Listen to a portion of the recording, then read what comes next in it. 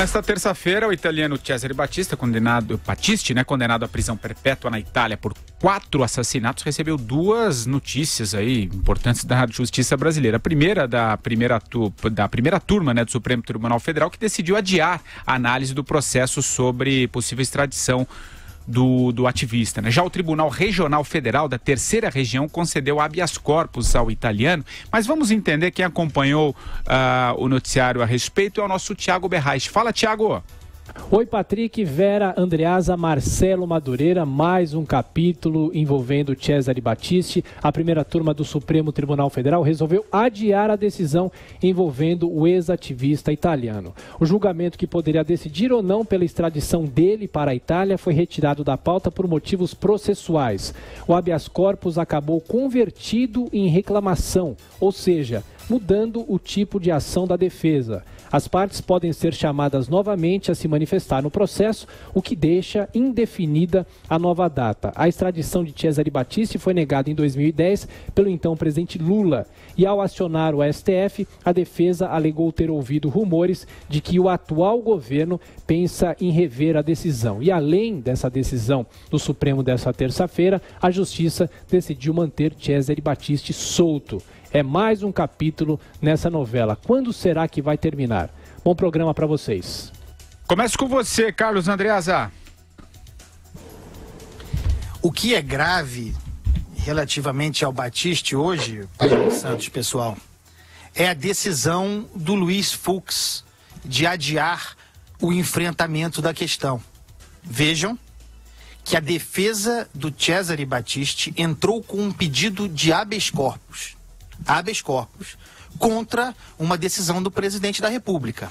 Isso está na lei, está no regimento do Supremo, deve ser tratado pelo plenário. Não poderia ser tratado pela turma.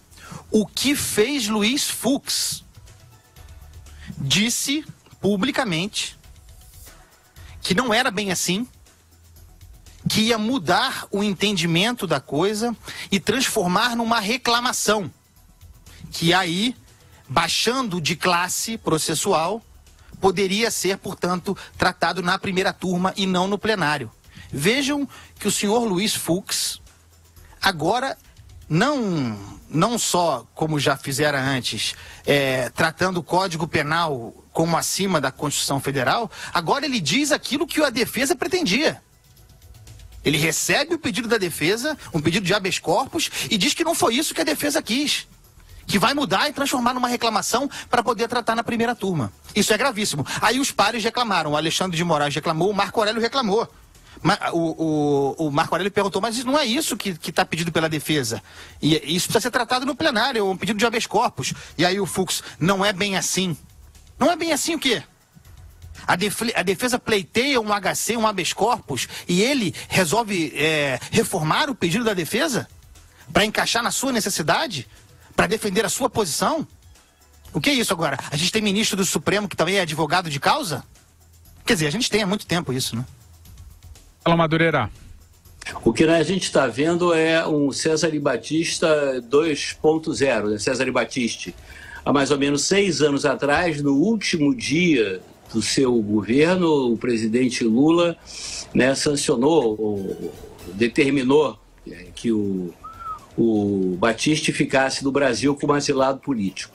Bom, o que aconteceu? Passado esse tempo todo, nós temos mais uma vez, vamos rever essa coisa. Eu achei que foi um erro, foi um equívoco, né? É evidente que Cesare Battisti deveria ser remetido de volta para a Itália, né, para prestar contas à justiça italiana. Mas a questão aparentemente estava resolvida, mal resolvida, mas resolvida.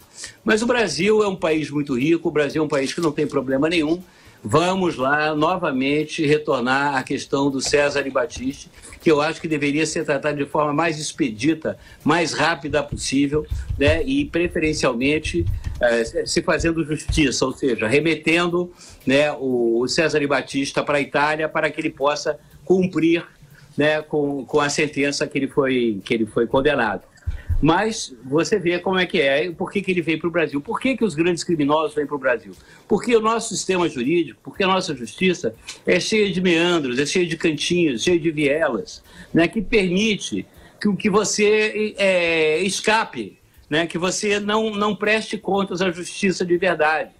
São chicanas, são formas, sutilezas. E é o que a gente vai assistir de novo agora, a novela, né? O remake da novela César e Batista, com os mesmos personagens, basicamente, né? E provavelmente com o mesmo desfecho. Né? Não acontece nada e aqui ficará o César e Batista curtindo, né, a sua, entre aspas, prisão perpétua. César Batista, para você. A mim também chamou a atenção o ativismo do Fux de transformar o que é um habeas corpus numa reclamação. Acho que não cabe a ele, caberia a eles dizerem que aquela não era medida cabível e rejeitá-la, portanto, e a defesa do senhor César Batista que apresentasse uma reclamação se assim fosse o caso. Achei isso bastante grave e não é a primeira vez que essa primeira turma vai além do pedido ou reforma o pedido ou cria ali de moto próprio, por vontade própria, um pedido que não é feito por quem lhe cabe, né? No caso do Aécio Neves, eles fizeram a mesma coisa. O pedido era de prisão, o pedido do Ministério Público. Quem criou aquela solução, afasta do mandato e termina a medida cautelar do afastamento, do recolhimento noturno, foi a primeira turma. O próprio relator Marco Aurélio falou, vocês sabem que isso não está no pedido, né? Que se está indo além do que está pedido.